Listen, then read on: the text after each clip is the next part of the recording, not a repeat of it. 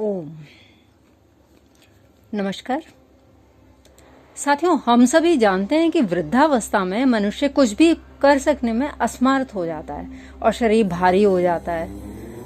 तो ये जरा यानी कि बुढ़ापा भी प्रतिषेध होकर मनुष्य की सशक्त युवावस्था बनी रहे। क्या ये संभव है? जी हाँ साथियों, बिल्कुल संभव है। अथर्ववेद के 10वें अध्याय के 8वें खंड के 32वां मंत्र ये कहता है कि देवस्य पश्य काव्यम न ममार न जीर्यति। अथर्ववेद के इस मंत्र में मनुष्य के अजर अमर करने की लालसा निहित है, जो रसायन की आधारशिला है। रसायन यदि अमर भी न बना सके तो अजर यानी कि बुढ़ापा रहे तो दीर्घायु तो बना ही सकता है। आयुर्वेद में रसायन का जो लक्षण दिया गया है उसमें आधुनिक दृष्टि से 3 पहलुओं का समावेश होता है। पहला, रक्ताधि धातुगत परिवर्तन यानी कि धातु वृद्धिजनक।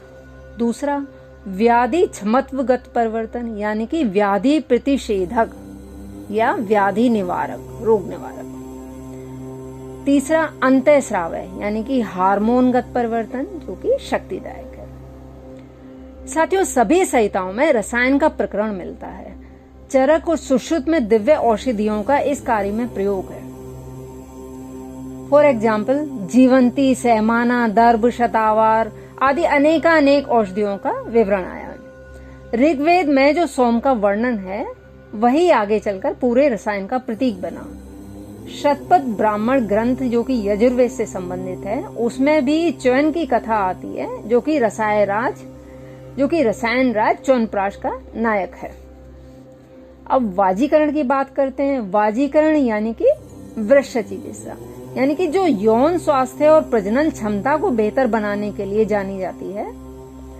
वृक्ष शब्द का अर्थ है बलवान या शक्तिशाली। इसका उद्देश्य यौन रोगों का उपचार करना, यौन प्रदर्शन को बढ़ाना और स्वस्थ संतान प्राप्ति में मदद करना है। वाजीकरण में विभिन्न प्रकार की औषधियां, आहार और जीवन शैली में बदलाव शामिल हैं, जो शरीर को स्वस्थ और मजबूत बनाने में मदद करते हैं। आयुर्वेद में प्राचीन काल से ही अगध तंत्र का भी विशेष महत्व रहा है। अगध यानी कि विष और निर्विषीकरण के विचार अथर्ववेद में उपलब्ध होते हैं। इसी प्रकार ब्रह्म वैवर्त पुराण के अध्याय 3 के 51वें श्लोक में धन्वंतरी और नागदेवी मनसा के संवाद प्रकरण से तत्कालीन विश्व वैद्यक स्थिति का ज्ञान होता है। मनसा देवी के अनेक मंदिर देश के विभिन्न भागों में स्थित हैं। हरिद्वार में पहाड़ी के शिखर पर स्थित मनसा देवी का मंदिर प्रसिद्ध है। प्रारंभ में विष तंत्र से संबंध होने पर भी कालांतर में सामान्यतः मनोकामना के लिए इन मंदिरों की प्रसिद्धि हुई। चरक, सुश्रुत आदि संहिताओं में भी जांगम और स्थावर विष के लक्षणों का तथा चिकित्सा का वर्णन है। विशेषतः जांगम विष की चिकित्सा में मंत्र और औषध दोनों का प्रयोग होता था। विषापहारक मंत्रविद गारुड़ मंत्रों से सर्प विष का निवारण करते थे। सुश्रुत ने अनेक खनिज एवं वानस्पतिक विषयों का वर्णन किया है। विष चिकित्सकों का एक पृथक समुदाय था। दक्षिण भारत में आज भी ऐसे चिकित्सक विशेष रूप से प्रतिष्ठित हैं। अगध तंत्र पर उपयुक्त आचार्यों के ग्रंथ थे जो उपलब्ध नहीं है। न्याय वैद्यक यानी कि व्यवहार आयुर्वेद की बात करें तो कौटिल्य में मृत्युत्तर परीक्षण यानी कि जो आज का पोस्टमार्टम एग्जामिनेशन है उसका वर्णन मिलता है। सुश्रुत सूत्र स्थान 27 में जल में डूबने, गला घोटने तथा फांसी लगाने का उल्लेख और चिकित्सा का विधान है। धूमोपहत यानी कि दम घुटना का भी वर्णन है। सुश्रुत सूक्त अध्याय 12 में 25 से 33वें श्लोक में इसका विस्तृत वर्णन आया है। अग्निवेश ग्रह सूत्र में अपमृत्यु से बचने के लिए अपमृत्युंजय कल्प का विधान है। वाल्मीकि रामायण में अयोध्या कांड के 66वें अध्याय के 14वें श्लोक में दशरथ के शव को तेल द्रोणी में सुरक्षित रखा गया था, इसका उल्लेख है। आशु मृतक परीक्षण के विवरण से यह पता चलता है कि वैद्य को इस परीक्षा का भार दिया जाता था और परीक्षण का प्रतिवेदन वैद्य राजा को देता था। कुष्ठोन्मादियो चिकित्सिका सन्निकृष्टा पुमान सश्च प्रमाणम अर्थशास्त्र के 30वें अध्याय के 18वें खंड के 5वां श्लोक ये सिद्ध करता है कि कुष्ठ और उन्माद में चिकित्सकों को प्रमाण माना गया है। प्रसूति तंत्र यानी कि गायनोकोलॉजी की बात करें तो आयुर्वेदीय संहिताओं में इस विषय का पर्याप्त वर्णन है।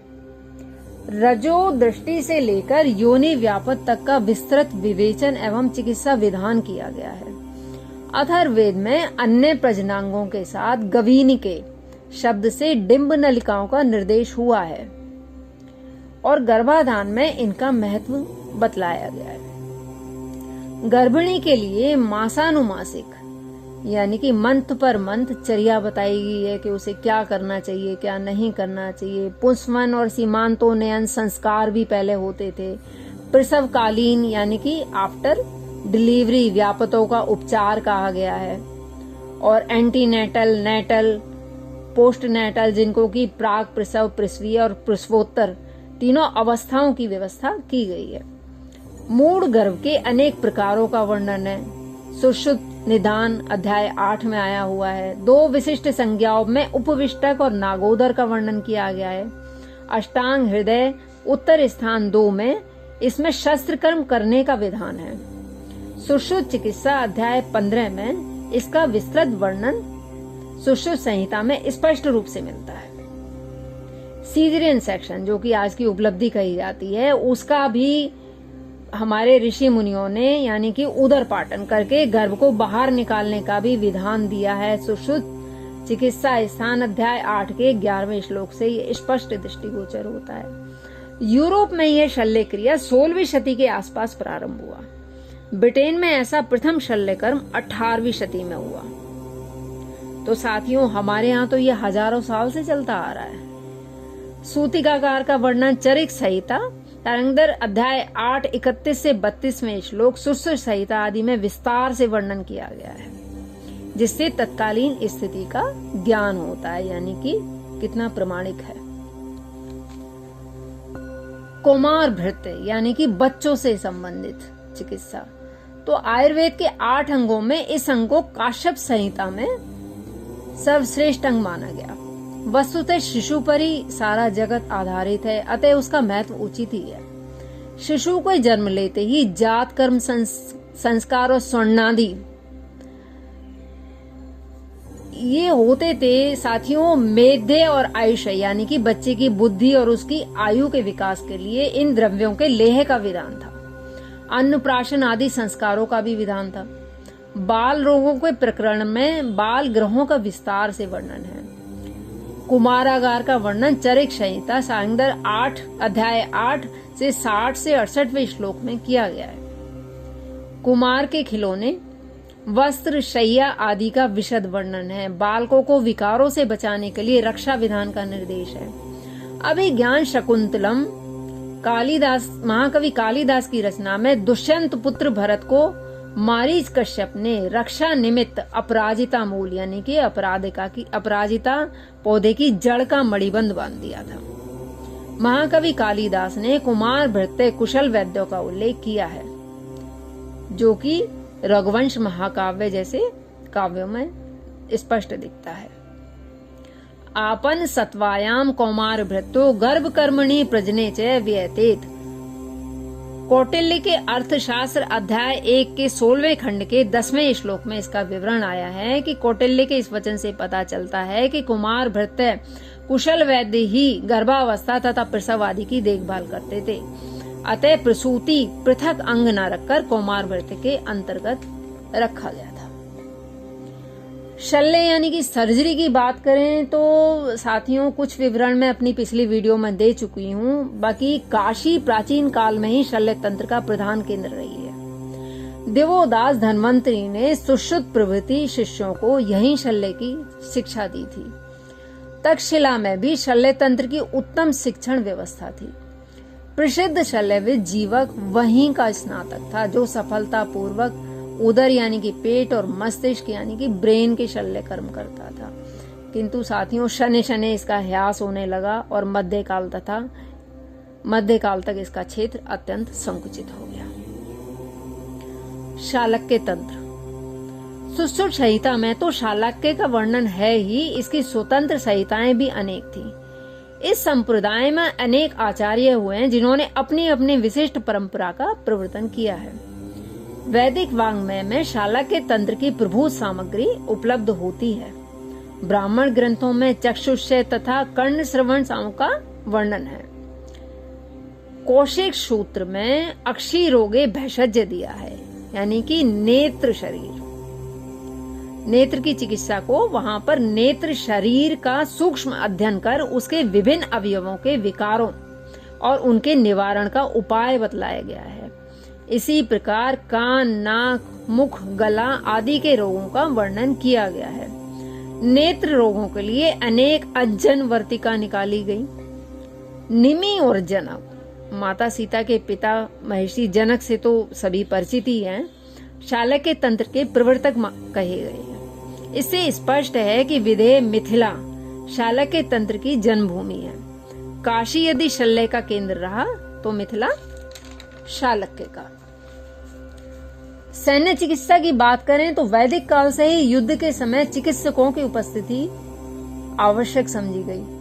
अश्विनी कुमारों ने युद्ध में आहत अनेक सैनिकों को स्वस्थ बनाकर पुनः संग्राम योग्य बना दिया था। राजा खेल की कन्या विशाला की जांघें टूट गई थी, जहां धातु की जांग लगाकर उसे पुनः युद्ध भूमि में जाने योग्य बना दिया।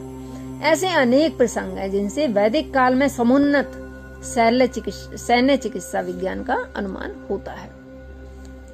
सुश्रुत का युक्त सैन्य अध्याय सूत्र स्थान 34 तो उसका स्पष्टतः उद्घोष करता है। सिकंदर ने जब इस देश पर आक्रमण किया था तब इन चिकित्सकों की योग्यता से अत्यधिक प्रभावित हुआ था और अनेक को अपने साथ भी ले गया था। अथर्ववेद कौशिक सूत्र में संग्रामिक विधि, रामायण, महाभारत आदि में इसकी सामग्री दृष्टिगत होती है। कौटिल्य अर्थशास्त्र में ऐसे चिकित्सकों का उल्लेख है जिनके पास शस्त्र, यंत्र, अगध, स्नेह, वस्त्र आदियों, उनके साथ परिचारिकाओं का यानी कि नर्सेज आदि का भी उल्लेख है। स्कंदावार राजा का शिविर या जो पड़ाव होता था उसके पास, राजा के गृह के पास वैद्य का निवास होना चाहिए, ऐसा वर्णित आता है। स्कंदावारे च महति राजगेहादनंतरम भवेत सन्निहितो वैद्य सर्वोपकरणान्ते। सूक्त अध्याय 34 का 10वां श्लोक आता है। इसके ऊपर एक ध्वजा होती थी जिससे इसकी पहचान की जाती थी, जैसा कि आजकल रेड क्रॉस में होता है। पशु चिकित्सा। नाराणाम च गजानाम च वाजिनाम च गवामति मृगाणाम च खगानाम च ये जानन्ति चिकित्सम। सोमेश्वर ने मानसोल्लास अध्याय 2 के 3 खंड के 138वें श्लोक में नर, गज यानी कि हाथी, अश्व यानी कि घोड़ा, गाय और खग यानी कि पक्षियों की चिकित्सा के ज्ञाता वैद्यों का उल्लेख किया है। चरक संहिता के बस्ती प्रकरण में सिद्धि स्थान के 11वें अध्याय के 19 से 26 श्लोक में जो उल्लेख है उससे सिद्ध होता है कि दृढ़ बल के काल यानी कि गुप्त काल में हाथी, घोड़े, ऊंट, गाय, बकरी आदि सभी की चिकित्सा का विधान प्रचलित था। कौटिल्य अर्थशास्त्र में पशु अध्यक्षों और चिकित्सकों का वर्णन मिलता है। कौटिल्य अर्थशास्त्र के अध्याय 2 के 29, 30, 31वें श्लोक में स्पष्ट दिखता है। मेगास्थनीज ने भी इसका उल्लेख किया है। अशोक ने पशु चिकित्सा के लिए देशव्यापी व्यवस्था की थी जो उसके शिलालेखों से प्रमाणित है। दिल्ली 1957 पृष्ठ संख्या 28 अशोक के धर्मलेख सूचना मंत्रालय। अरबी भाषा में अनेक पशु चिकित्सा संबंधी ग्रंथों का अनुवाद मध्यकाल में हुआ। अल-बरूनी ने भी इसका उल्लेख किया है। तो इतना विस्तृत था साथियों, मनुष्यों से लेकर पशु, पक्षी, जीवों सभी की चिकित्सा का एक वैज्ञानिक तरीके से चिकित्सा विवरण विधान मिलता है। तो इतना समुन्नत हमारा आयुर्वेद था साथियों, तो क्यों ना हम आज भी इसे अपनाएं और अपनी संस्कृति, अपने आयुर्वेद को और आगे बढ़ाएं। नमस्कार साथियों।